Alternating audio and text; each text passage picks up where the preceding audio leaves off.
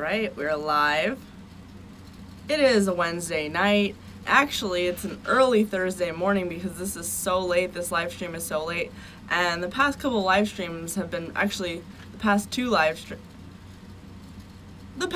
stream from last night has been really late. We started at 2 a.m., I think, around 2 a.m. Hey, Diacritical. And I am so sorry for anyone who has been kept awake from this, because I know that there's, we've got sort of a routine going on. We've got this every night, and then when I do it really late, it kind of keeps you, like, is this going to happen? What's going on? Should I wait? And and also I get so tired when it's late. So that's why, hopefully, this might help you in a different way. Maybe it will help you go to sleep. Hey, Joe. And we're recording on Anchor. So this past week has been a little crazy. Just so much going on. Just so much. And, so many changes, so many crazy things. It always seems like there's something crazy going on in my life and some crazy change, and it makes me scared and freaked out and emotional, and a lot of it is good. Like, a lot of it is actually really good changes and things that, like transitions, but it's still scary. And so sometimes it just gets you caught up in your head, and you're not really focused on what you need to do, and you're not focused in the present moment, which is, according to Eckhart Tolle, is just unconsciousness. So this is the one time where I get to be in the present moment with you guys, because I'm here focused, and I get to see you interacting, and I'm not thinking about anything else when I'm here. This is the one time where I'm not distracted. So it's cool to have it. But anyway, E-Real says show title should be Third Shift. It should be. Joe says I sound exhausted. I am emotionally exhausted. Physically, I'm not crazy exhausted. I could probably still put in, a little run. But just because I have so much adrenaline in me right now, I've got, an adrenaline rush. So there is an energy here that's making me want to run and go crazy. But emotionally, I'm just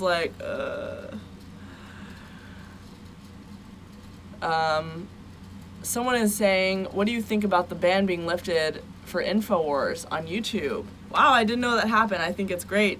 I think Infowars, I don't know, I don't really watch the show so much, but I know that they were really popular. They had a lot of viewers.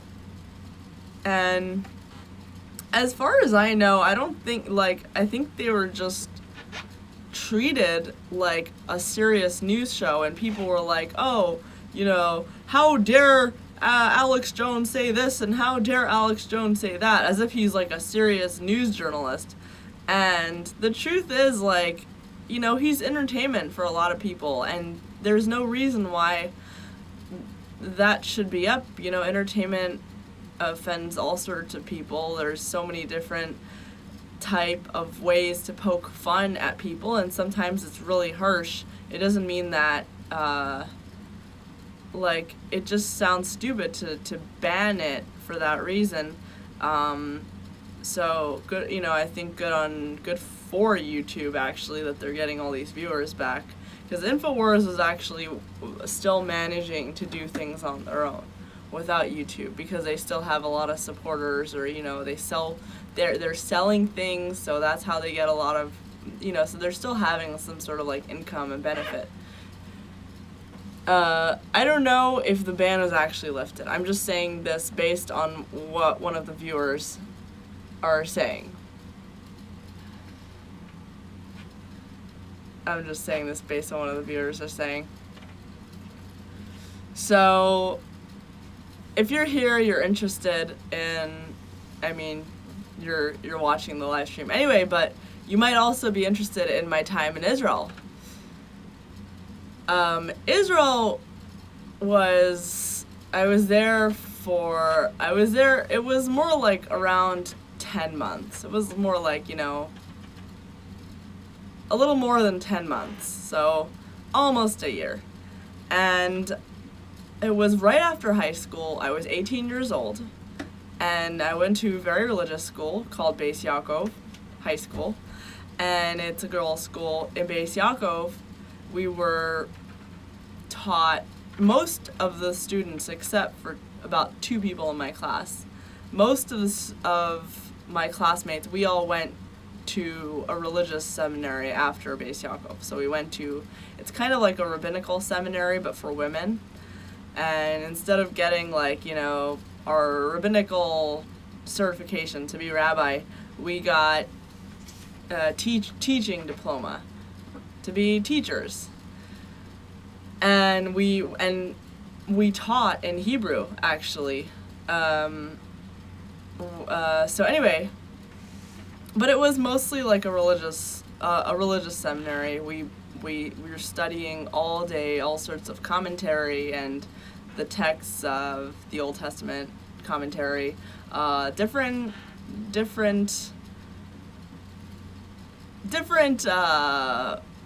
works of the Bible, and it was just something that everybody did. It wasn't like, certain parents decided that they were gonna send their kids to this. It was less like we all did it. It was just part of the community, the way that things worked in marriage, in the matchmaking world. Whenever people wanted to say, what kind of girl are you for my son to date, they would say something like, which seminary are you in? So which seminary you went to was a big deciding factor of who you're gonna be. It's like saying which college did you go to. It's like your education. So alright, I'm just gonna share this for everybody who still wants to watch. We're live at 1:30 in the morning.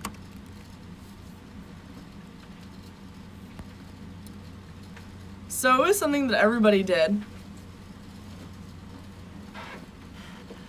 And usually it was a lot of fun. And so I went to a seminary called Seminar. It's like such a unique name for a seminary. It was a longer name. It was called Seminary Yerushalayim HaChadash. And it was in the south of Jerusalem. It was on a hill in a neighborhood called Beit Vagan. And I went there, I had several of my classmates from Los Angeles went there too. There were a lot of girls in that school. We were all in a dormitory, and it was actually the most fun. It was so much fun. It really was a lot of fun. And my favorite part about being in seminary was my favorite part was being with other girls, being with so many other girls in a small space. And a lot of people will think that's crazy and it's gross and annoying. You have to deal with roommates. But for me, it was my favorite part. I love being around other people, and I don't really care about personal space. I don't need personal space. And I know that's annoying for other people. It gets me in a lot of trouble. I don't need as much personal space usually. I'm usually fine. Sometimes I do, but usually I'm fine. And I don't always know that other people need a lot of personal space. because I'm used to not having personal space. I grew up in a house with a lot of kids. We always had guests, so we were always giving our beds away to people. And then then right after that, I went to seminary, and I was in a confined space. We had the room that I slept in is a small room with 3 bunk beds. I slept on a top bunk. There were 5 of us. One lucky person got a whole bed to herself. And it was so much fun. And everything was broken. Like, our window was broken, our window to outside. And we were in a very religious neighborhood. And one of my roommates, just because they weren't fixing our window and our shades, so one of my roommates, in order to get them to actually fix it, she stood in front of the window and she would like take off her bra and just show it off so that the neighbors would freak out and start complaining to our building, and then they would like have to fix the windows. So it was a lot of fun. It was really a blast. And then, anytime I wanted to go out somewhere, we had a curfew. There was a house mother, and she would make sure that we were all in place. I think it was like 100, between just like, or more actually. There were a lot of girls in that little building, and they called it the orphanage because like there were just like a bunch of these rooms, and they were all bunk beds, and these little room full of bunk beds. And there was a staircase. It was like 3 or 4 floors. There was a staircase that would go up to the top, and anytime you'd be on the bottom, if you were in the bottom and you looked up, you'd see a bunch of girls just like looking down at you, and they all have uniforms. We had a uniform, and it did look like an orphanage, like from Annie or whatever. That's what they called us. They called us the orphanage. Except the place wasn't as nice as Annie, what it was like in Annie. But it was so much fun, and we would like ditch our curfew sometimes just to go out and whatever and get in trouble. We had detention, but we loved getting in detention because detention meant you were got to be in the library instead of being, doing whatever. You got to hang out with other people in the library. Everything was pretty structured, but there were a lot of rules, and rules are meant for breaking. My friends and I, anytime anybody wanted to go out or do something crazy, all I had to do, there was always somebody there. All I had to do was be like, hey, I'm going to this place. Who wants to come with me? Hey, I'm going hiking. Who wants to come with me? Hey, I'm about to ditch my classes. Who wants to come with me? And there was always someone there. It was so much fun. I keep saying that it was so much fun. There were not fun things about it. I had a lot of problems with being in seminary. But I'll start with the fun things. We had a yeshiva right next door from us. Yeshiva is a rabbinical seminary for men. It's where the men study, and it was a French yeshiva, so it was all French kids. Ours was an American school, even though, we weren't all Americans, but it was run by Americans. The yeshiva next door to us was a French yeshiva, and those guys thought it was so funny to prank people in my school. And like men and women in the Haredi world, the ultra-Orthodox world, men and women are kept very separate. So, you definitely don't communicate with them or anything.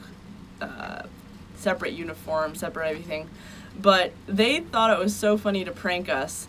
They used to, like, whenever girls would pass by under their building, they would pour water over the girls, and some of my friends would get really mad. They would freak out, and the guys would laugh. They would think it's so funny. There was also, I remember my friend at some point was changing in her bedroom, in her room, whatever, And she notices one of those guys had like binoculars, and apparently that was like his thing. He was always there with binoculars because she would go back in her window and see him there. He would be like waiting for her to change. I don't know. So different things like that.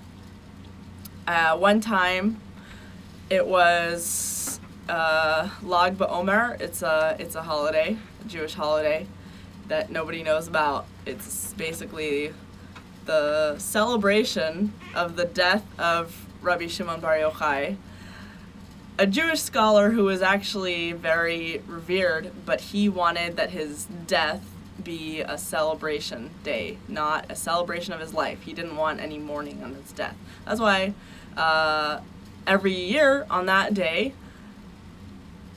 thousands, maybe hundreds of thousands of people go to a city of Marron, which is where he lived, or he was buried, and they light a bonfire, and they dance around the bonfire and celebrate. They bring food.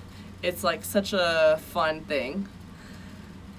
And my friends and I decided that we wanted to go to Marron. Marron is north of Israel. It's in the north, and it's kind of far from Jerusalem. It's a long bus ride.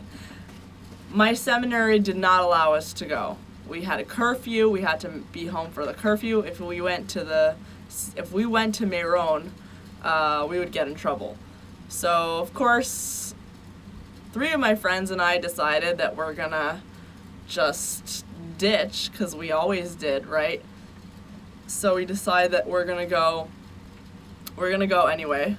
And so we didn't tell anybody. The 4 of us took a bus, and we went to Marron, and it was fun. It was like so cool to see like so many people. We just had the clothes that we were wearing. We didn't really know what we were gonna do afterwards. Were we gonna go back all the way back from Marron in the middle of all this craziness? We had no idea what we were going to do, but we decided that we were going to play it by ear, and we really wanted to do a hike in this place called the Judea Mountains, right north of the Kinneret. So my friend and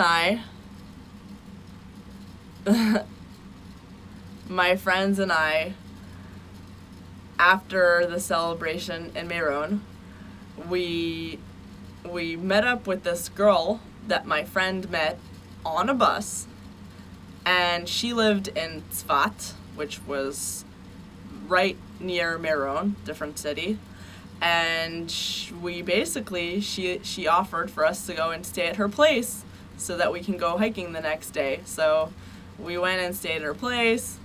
It was so much fun. We stole food from their fridge, and then the next morning we woke up early and did a 9-hour hike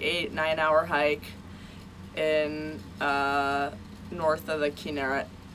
And then we went to Tiberias, and then we went home. That was an amazing trip, and my favorite part of it was, and we were wearing our clothes the whole time, the same clothes that we had the day before, and the hike had like one part of it you had to like jump off a cliff, like go like swim through, and so we did that wearing our clothes, and it was the most amazing thing possible. It was really great. So now I'm just reminiscing about it. Alright, so there's a lot of fun stuff. There's also, the culture there it's so different. It's like a different world. If you have any questions, tell me, because there's so much to say, and I can go on and on, but whatever you guys think is the most interesting. There are a lot of rules, and actually, I had a lot of problems with my seminary. I have a problem with authority, so my seminary the principal, I felt like she was so cold. I didn't like it, and they in the ultra-Orthodox community at the time, the Haredi world, the rabbinic leadership, who was in charge of all Orthodoxy, they decided that the internet was on the same level as idol worshiping. So, in case you didn't know, the ultra-Orthodox Jewish community is very strict. No influence, any sort of influences from the outside world.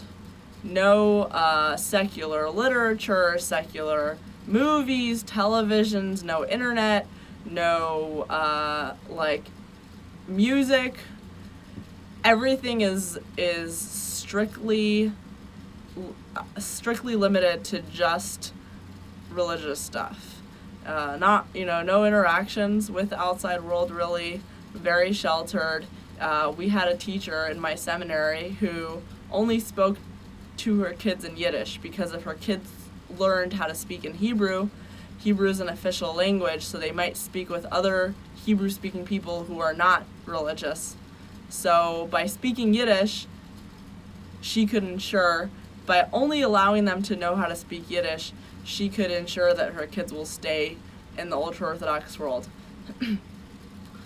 So basically the whole idea is making sure that your child does not have any knowledge of the outside world in order to keep them in this lifestyle,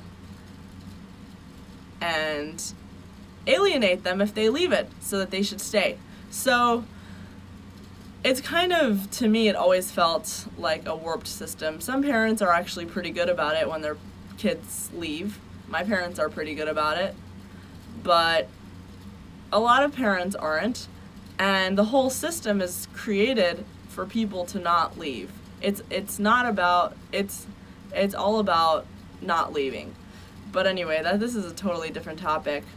But that's a problem that I actually had with my seminary, was they didn't really have like it wasn't like they had such a special relationship with us, like the administration, the principal and stuff. There wasn't like the special connection with us, but they were so focused on what we couldn't do. It was so much of a sense, like, the authority was felt so strongly. And I remember one time my mom sent me like this little tablet sort of laptop thing, because she wanted to communicate with me through it, like Skype. It wasn't like an actual laptop. It was like this tablet and it didn't even have any features on it, really. It was just for Skype, so I can Skype my parents back in LA. And I told my mom, internet's not allowed here. I can't do that. And I actually did check my emails, but I did it by going to an internet cafe, and they had internet cafes all around Jerusalem, and a lot of them were hidden, because a lot of ultra-Orthodox boys and girls would go in these internet cafes because they were forbidden from doing that in their schools. So they would go to these internet cafes and use the internet there. I would go and like check my emails there. Of course, the boys are there watching porn. And with the tablet, I would be able to do it from anywhere that has Wi-Fi, but I still wouldn't be able to do it in public, because what if someone sees me, right?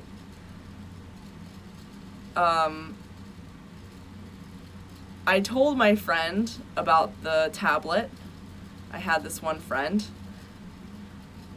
who she was a little bit, I had some problems with this friend, but anyway, I had the laptop for my mom. She sent it anyway, despite me telling her that it's not allowed.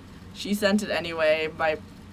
I love my parents. They wanted to communicate with me through Skype very badly. They were like, "No, don't listen to what your principal said. Just do it in secret. Just secretly do it."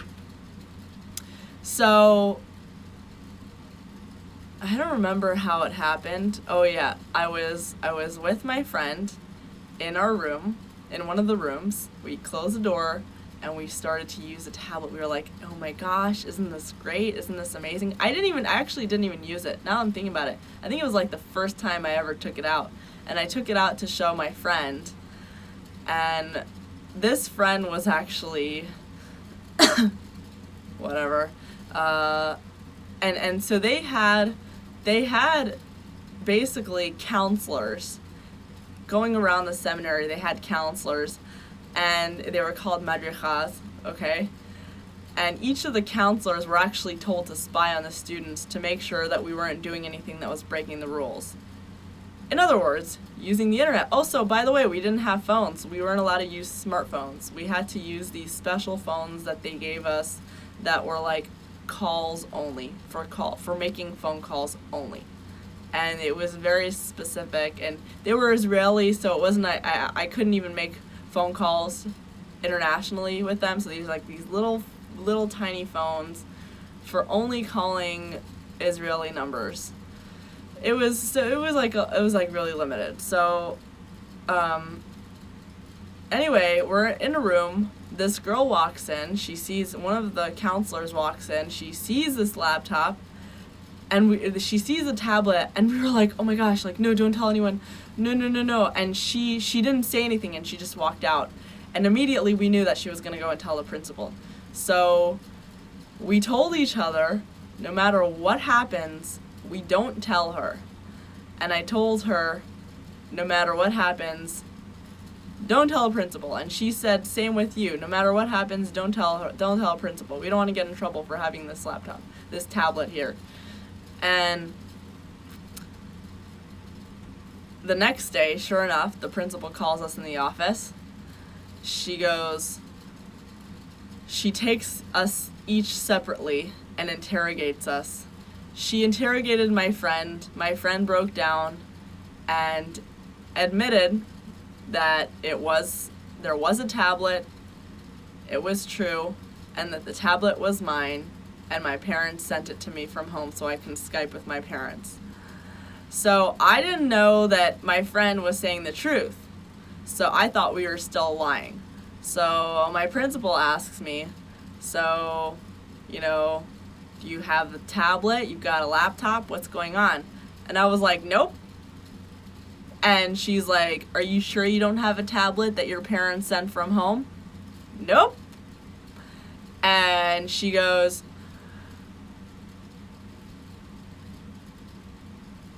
I think I said, oh yeah. There was a tablet, but it was my friend's, and it was sent from home so I can give it to my friend who's in a different seminary. And anyway, she was really upset because I had lied to her. She was really upset, and it was the most miserable next few weeks. Someone is asking if this story is true. Yes, it was true. Yes, it is true. She tortured me the next few weeks. I went back to LA for my brother's bar mitzvah, and then I didn't want to go back because they were really torturing me over this. I finally went back to Jerusalem, and it was like they were really giving me a hard time. It was the principal and then like the vice principal of the school. They were just really mean about it.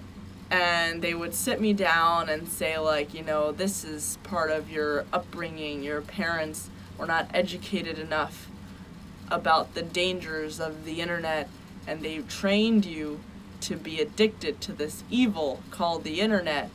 And because the evil was just as bad as worshiping idols. So the internet was as bad as worshiping idols. So this evil, the internet, and like all these bad influences. And so anyway, I didn't agree with any of that because I don't think the internet's bad. The internet's my favorite thing ever. And but anyway, like the whole thing was just bad. My friend, the other person that they interrogated, she ended up being a kleptomaniac. She was apparently she was going around the seminary stealing money from the other students. She actually stole, I believe, 400 shekels from me. It was all in shekels. I don't think people had American money lying around. But that was a whole other thing. And then the same principal who tortured me over the tablet thing tried to get my help.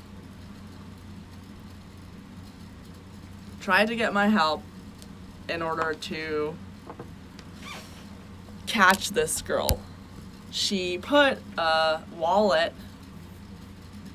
I knew that it was this girl, by the way. I knew that my friend was a kleptomaniac. But I didn't tell anybody because I didn't trust the principal. Because no matter what she said that she wanted to do, I didn't trust her. So she would ask me, like, do you think she's a kleptomaniac? What's going on? We have to catch her. I didn't say anything. I wasn't really protecting that girl because I wasn't protecting her. I just didn't trust the principal. I didn't want to be involved in anything. I didn't want to tell her anything. So she put anyway, she put like a wallet on my bed and put like this sort of like powdery thing on the wallet so that when you touch it, your hand turns blue. And she did it as a test so that if that friend, because my friend actually really liked to hang out on my bed, so if she would come there, she would sit on my bed, touch the wallet, and her hand would turn blue. She knew what was going on because that girl's actually smart, so she didn't do it. Anyway, I tried as much as possible to go to different places every week. Of course, I liked breaking rules, so we weren't allowed to go over the green line. The green line is like, where, I don't know, some sort of rule with the green line in Israel. It separates like Israeli land from like, I don't know, settlement land or whatever. So we were absolutely forbidden from going over the green line, and if we were found out to have gone over the green line, we would be sent home, back to the United States. So of course, my favorite thing to do was to go over the green line, and I spent every weekend, we had off on weekends, I spent every weekend in a different part of Israel. I was visiting everywhere, and I would love going over the green line. I would go to cities and cities surrounding Jerusalem. I would go up to the north. I would go to the west near Tel Aviv.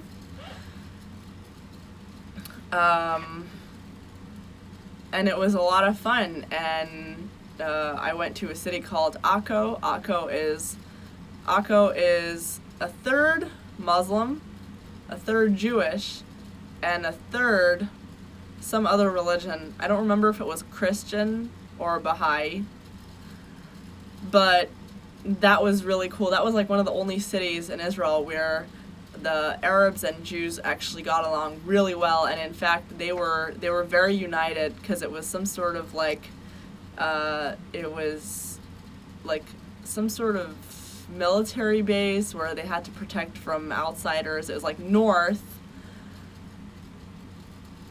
It was northwest along the border of Israel, but all the way up north, even more up north of Haifa, I think, if I'm not mistaken. So anyway, yeah, I got to check out a lot of different places, and I didn't feel like there was a lot of danger in a lot of places. My year that I was there, we actually did have, there's always war in Israel. There's always crazy things going on. There's a lot of hostility in Jerusalem. We never, no matter what happened, we never hung out in the Arab territories. That was like, it wasn't like, they didn't even have to tell you not to do that. Nobody did. We stayed far away from the Arab territories because it was like totally different. totally, like, it was, you would know if you were in Israel versus if you were in the not the Arab territories of Israel. You would know it right away because it looks different. Everything looks different. It's a little bit more of a harsher reality. And one time I did go through East Jerusalem and I visited a family there, but we had escorts from the military take us in and take us out. It was just like not the type of thing that people were doing on their own without military escorts. And I actually took a video of it. It might even be online, so maybe I'll post some of it. Video from from inside East Jerusalem. So we were fine. Every building had a bomb shelter. My two of my siblings live in Jerusalem now. Their buildings have bomb shelters. Some apartments have bomb shelters within the apartment, so you don't even have to go. Like most buildings have bomb shelters like in the basement. So everybody, if there's a bomb, there's a siren goes on, whatever, and everyone would go down in the basement in like this big bomb shelter for everybody. But a lot of the apartments had bomb shelters inside. One of the bedrooms would be a bomb shelter. That was very common. Like here, in the United States, we've got like, one bedroom, and we've got the den, and sometimes people use a den as a bedroom. So in Israel, you've got the bedroom, one bedroom, and then you've got the bomb shelter. So some people use the bomb shelter as a bedroom because, how much space do you have? And that's a really common thing. And we actually used the bomb shelter in my seminary. We used that as the telephone room. So we had telephones, we had phones set up there, and we even had a little bathroom in there. And people would go in there, make their phone calls and stuff. It was like really soundproof. And in the door, it looks like a fridge door. When you shut it, there's like a huge thing. It's like totally tight shut. And in the neighborhood that I was in Bayit Vagan, which is on Mount Herzl, which is kind of towards the south of Jerusalem, there was a huge bomb shelter.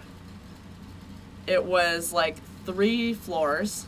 There was an elevator in the bomb shelter, and it was meant to fit the entire neighborhood of Bayit Vagan. In case, I don't even know how everybody would make it there in case they're, in time for rockets or whatever. But I guess the idea was if there was like a huge sort of apocalyptic war, like an apocalyptic bomb throwing, then everyone would fit in that huge shelter. So, but there weren't any, there wasn't a lot of craziness when I was in Jerusalem. People were, there was a stabbing, I remember, but it was like on a train. I don't know, there were things here and there, but it wasn't so crazy. There was always craziness in Ashdod where my cousins lived, so those people have it crazy all the time, but it wasn't so bad in Jerusalem when I was there. Someone is saying, asking if I went to Masada. Yes, I went to Masada. I've been to Masada so many times. Like, I've been there so many times. It's great. If you're ever in Israel, check out Masada. It's a very fascinating story. And I don't want to butcher the story, so I won't say it, but just very fascinating story about... Yeah, I won't say it. And another thing about being in my seminary, we had, that was a lot of what contributed to my ideological enlightenment. Before I went to seminary, I was on the verge of there's nothing keeping me religious. The only thing that's keeping me, and it scared me, it really scared me. I tried so hard to not let my mind go there. I mean, it really is it's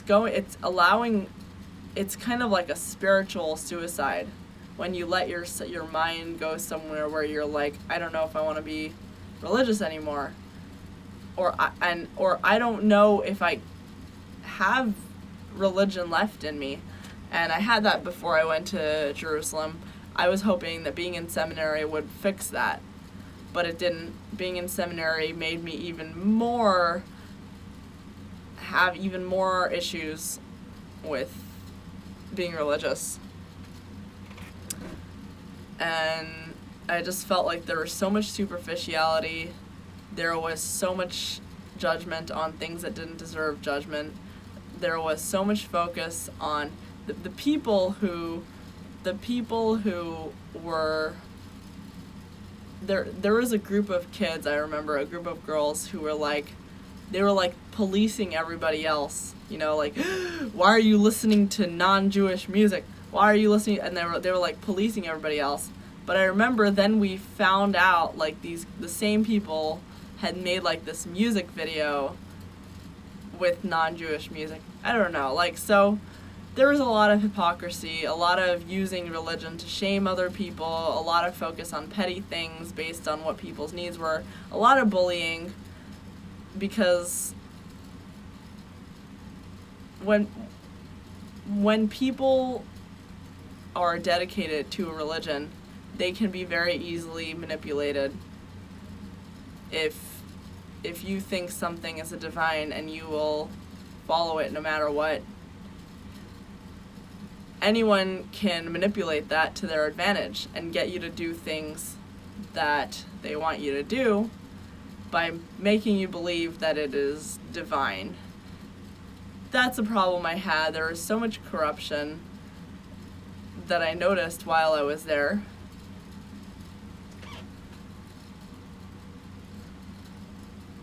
Alright. Someone is asking, is Drake technically Jewish since he's half Jewish? Was it his mom or his dad? Because if his mom is Jewish, then he's, according to Jewish law, he's Jewish. So it's really based on his mom, not based on the dad. Sorry if your dad's Jewish. If your dad is Jewish and your mom's not Jewish, according to Jewish law, you're not considered Jewish. But I think they were going to be more lenient on you if you wanted to convert, because usually it's really hard to convert to Judaism. But if your dad's Jewish and your mom's not Jewish, it's still going to be easier for you to convert to Judaism the halachic way, because you've already got that going for you, that you're, All right. Someone is asking if I went to seminary. Yep, I went to seminary. I went to a Beis Yaakov seminary, which it wasn't called Beis Yaakov, but it was the same brand or whatever whatever you call it. Someone is asking, is being Jewish a race or a religion? See, it depends on who you ask. Generally, being Jewish is considered like a nation because it's not race. Jews can be very genetically similar sometimes because there's a lot of inbreeding, because you can't marry outside of the group. You can only marry other Jews. But there's no racial component to Judaism, unlike what people are saying, like, oh, being Jewish is a race. They're all genetically whatever. No, there's no. You have to all be the same in order to be Jewish. No, that's not true. Being Jewish is not a race. There's all sorts of different races of Jews. There's brown Jews, black Jews, white Jews, I don't know. There's all different sorts of Jews, and there's also a lot of converts, so that kind of contributes to it. And I think that it is more important to focus on religion. I think the problem right now with Judaism is that it's totally seen as an ethnic thing, and so people consider themselves Jewish no matter what, because that's like, oh, I'm Jewish because I'm like racially or ethnically Jewish. And first of all, there's no such thing as being racially Jewish. So I'm ethnically Jewish. So that's why I'm Jewish, and that's my identity. But the problem with having an identity that is just a nation identity, oh, I'm part of this people, I'm part of this identity, but there's no actual ideology connecting these people. It's just totally based on a national identity. And I think what is more important, what should be valued more than that is having practicing Jewish religion, because Judaism is a religion first, in my opinion, but I guess depending on who you ask. If you ask me, I say it's a religion first. The most successful, the places where Judaism was the most successful in the world was not where Judaism was treated as a nation. It was where Judaism was treated as a religion. It was where Jews were considered themselves Jewish if they practiced the religion, and if they didn't practice the religion, if there was someone who went rogue, they were not considered. They weren't considered the same as anybody else. They were considered like, in some places they would kick them out. They would excommunicate them.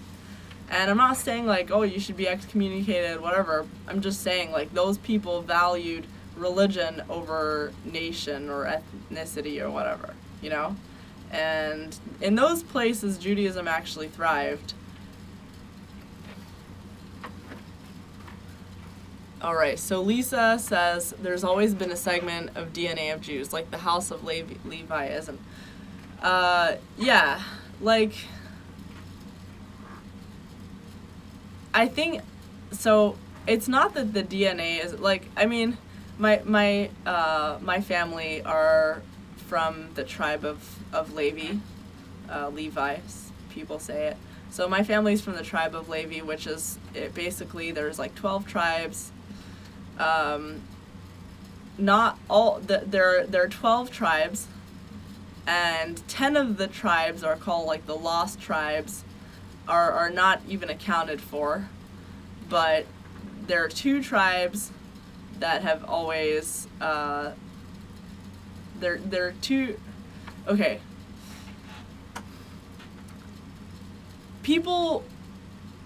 Right now,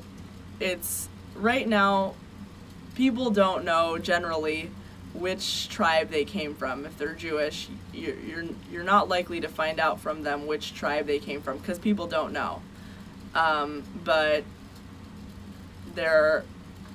it is possible to know if people are from the tribe of Levi because of the way that it's set up. The tribe of Levi is the tribe of priests, and I don't know how to describe the other one, but like the people who sang in the temple. And so those people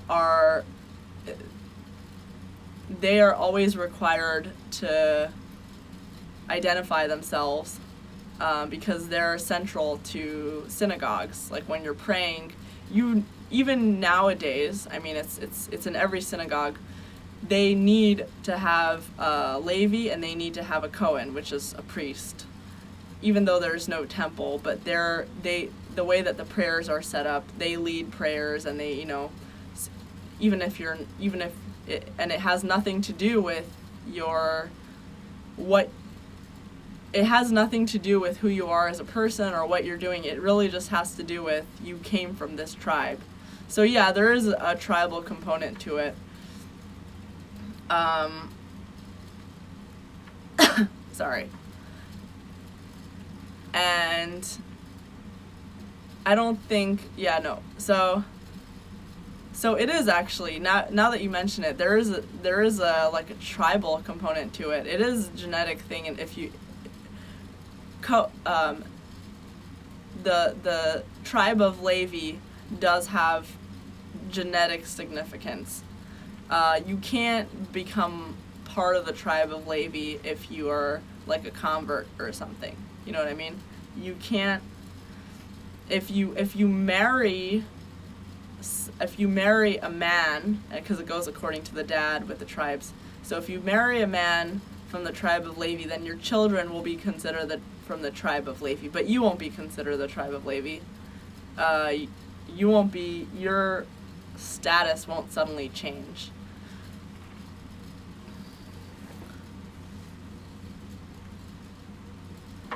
Lisa says Levi is supposed to rebuild a temple.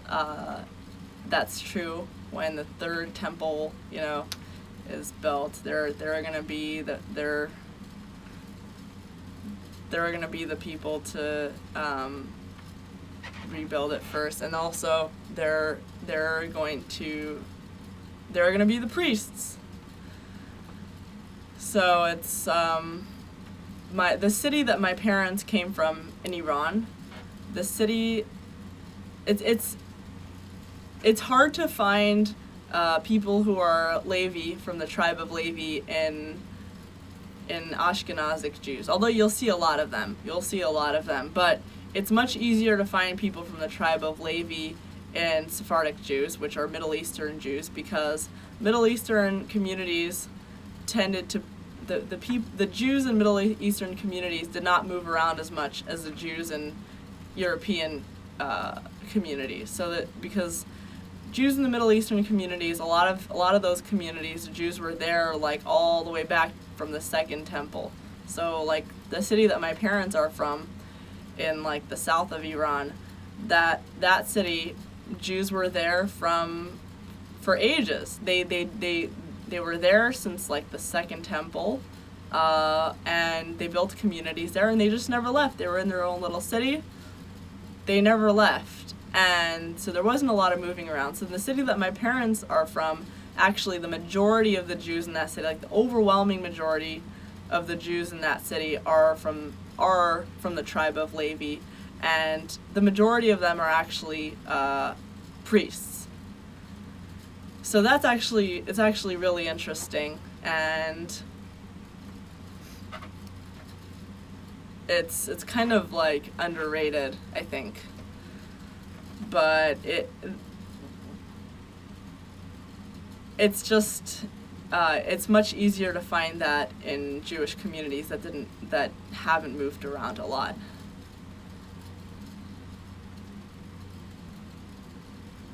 Paul says, "Can I be a Jew?" I mean, don't ask me. Go ask your local rabbi. Can you Jewish-tize me? You can convert. I mean, there's a conversion process, but Jews are not Judaism discourages people from doing missionary work. Jews don't do missionary work. They're not supposed to encourage people to become Jewish, because the whole idea is if there's a lot of there's a nationalistic sense to being Jewish. So if they were to just encourage everybody to become Jewish, then you won't necessarily get the most devoted people. They don't want everybody to try, everybody with all sorts of motives to try and become Jewish. They want only the people who are really, really, really devoted to the Jewish nation or whatever to do it. So they'll make you jump through a lot of hoops. First of all, they'll discourage you the first 3 times. So and that's a set number. They'll discourage you. They will turn you away 3 times and tell you, no, you can't do it, or I'm not going to convert you or whatever.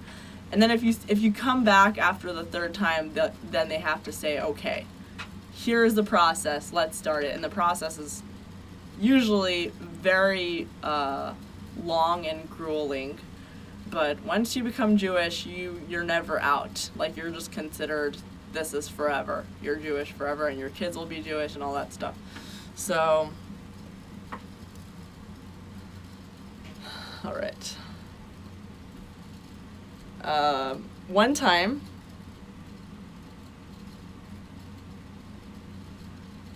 Oliver says Paul should convert the Jewish way. Go to a small community, pretend you're already Jewish, and then trick them into thinking you are in Marion. That's funny. I'm sure a lot of people do that. When I was at a hospital I was interning at a hospital in the spine unit, actually, which I tweeted about earlier.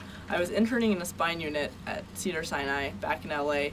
And so I used to talk to the patients a lot. That was actually my favorite thing to do, was to sit down, and these patients were just there for weeks sometimes, weeks at a time or even more. And they would just be sitting there staring at the ceiling because they can't move because their spine, they came back from spine surgery or whatever. And so I used to just hang out there and talk to some of the patients.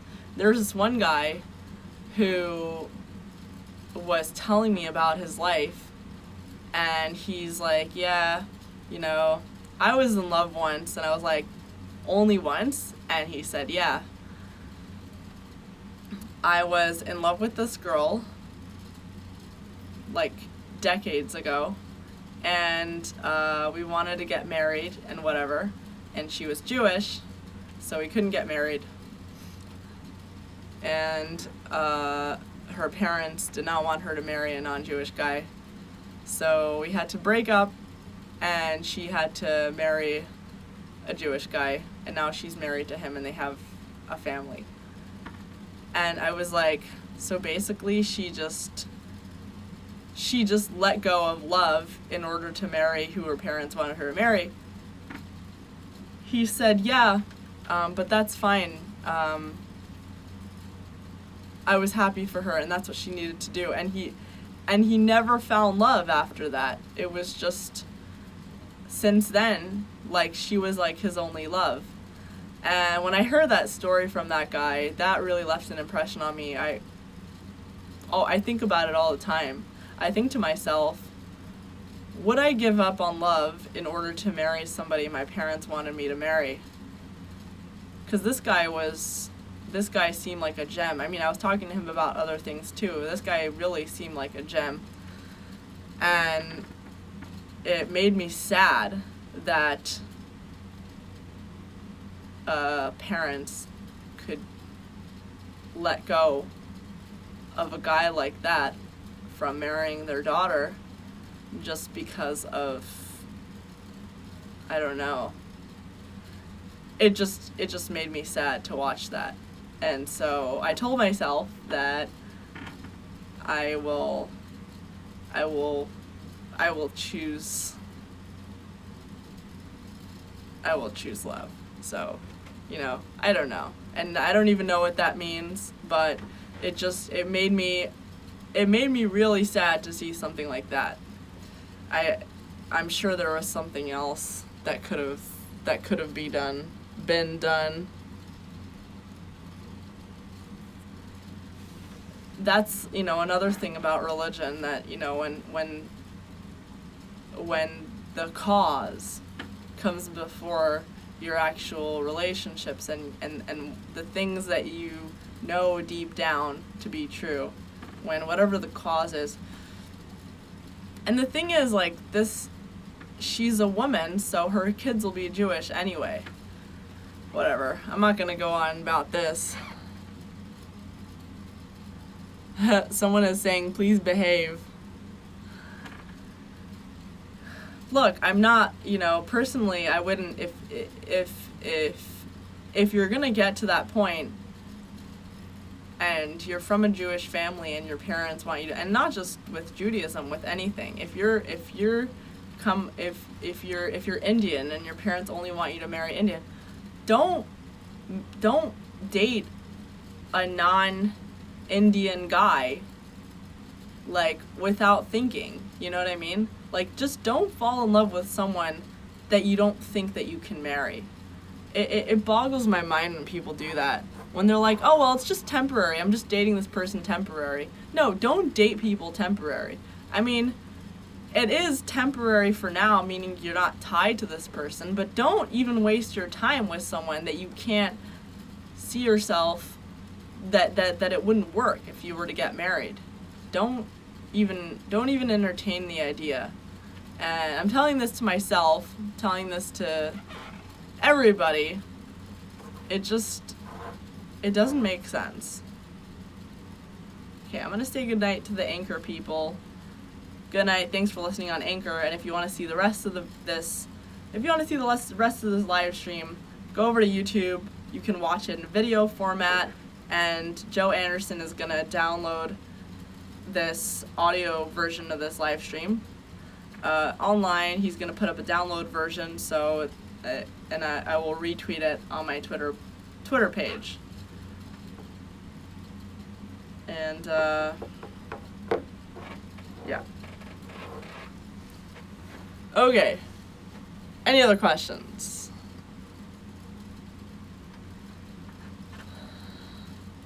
Yeah. Any other questions? For me, I'm basically a rabbinic leader now. I didn't even tell you everything about seminary. Seminary, there was just so much. I learned how to speak Ivrit there.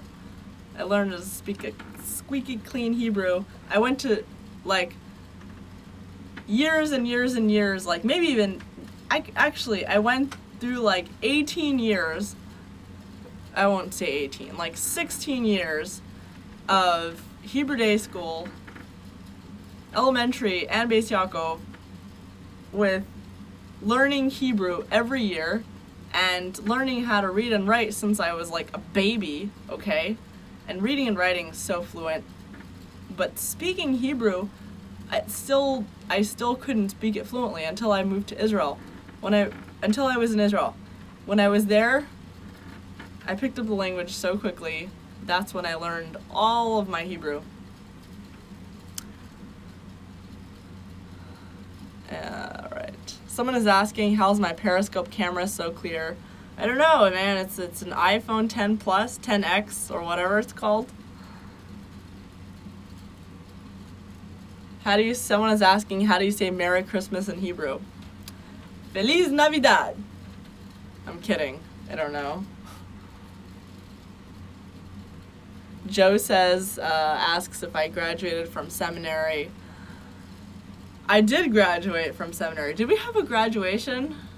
Yes, we did. We had like this very awkward graduation, now that I think about it. Yes. Right.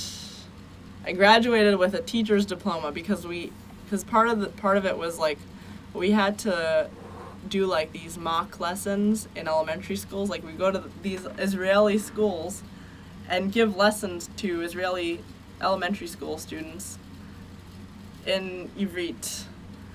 And Israeli students are actually really good, pretty good students, very disciplined. They weren't yelling and screaming and whatever. We thought that they would, but they weren't. They were actually really, really disciplined. They had their uniforms. The schools were even stricter than our schools in LA. And the teachers were tough. And the ones that we came across, it was really impressive to watch. The kids are like so mature. They're kind of like on their own. The thing about Israeli kids, like their parents are they're far from helicopter parents.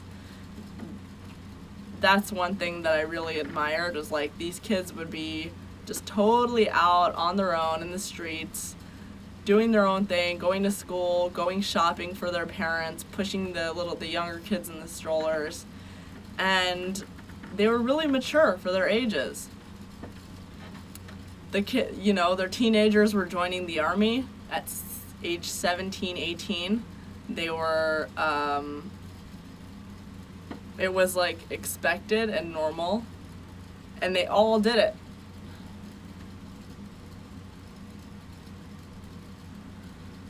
Okay. Alright. Rally says it's like nation of people actually cares. We're over here with affirmative action.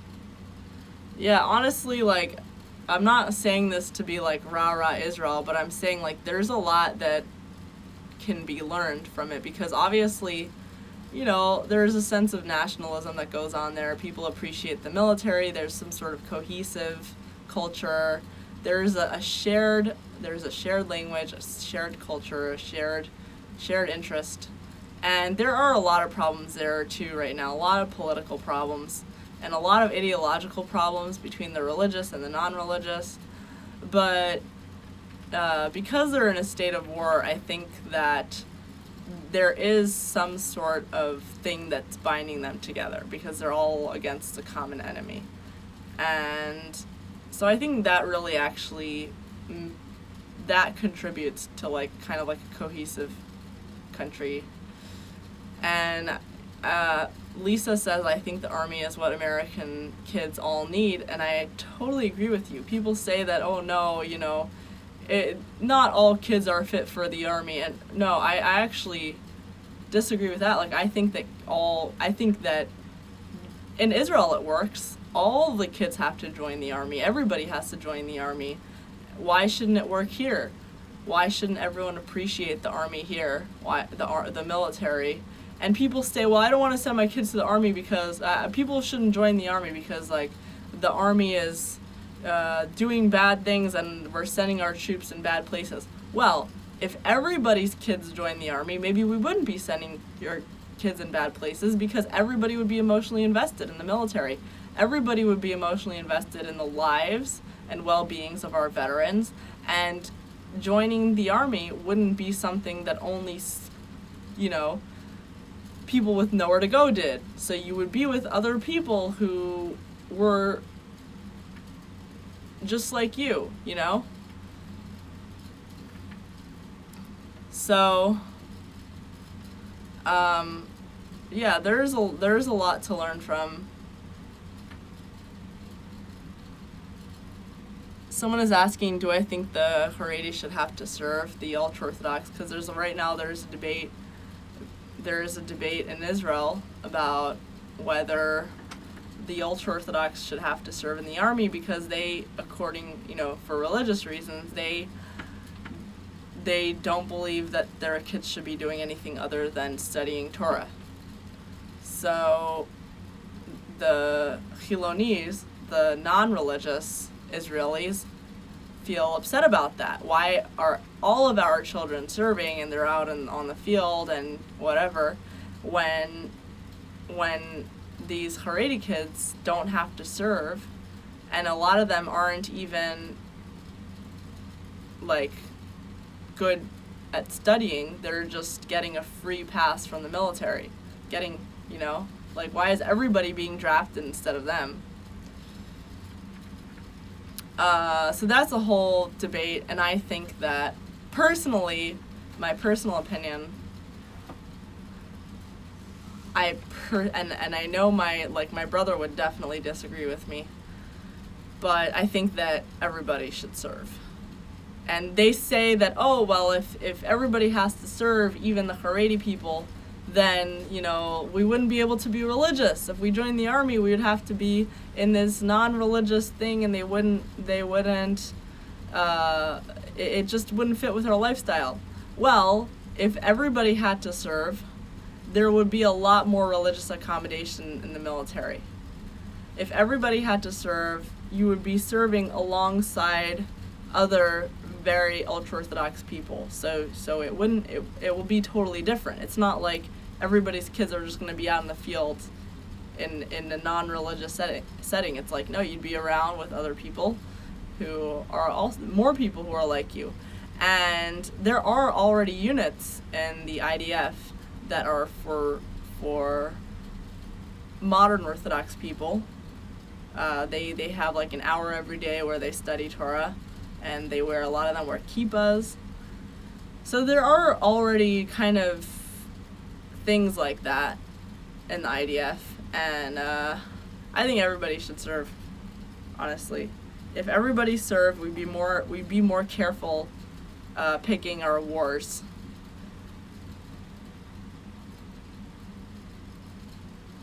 Okay.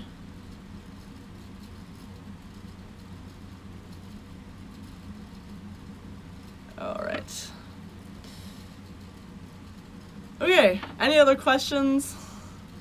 Aside from the questions coming from Oliver.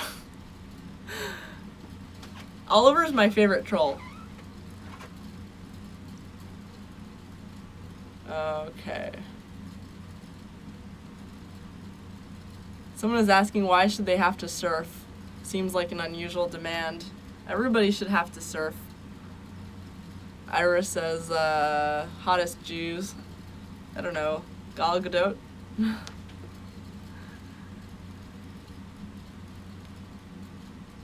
Superman says if we could find peace, we wouldn't have war.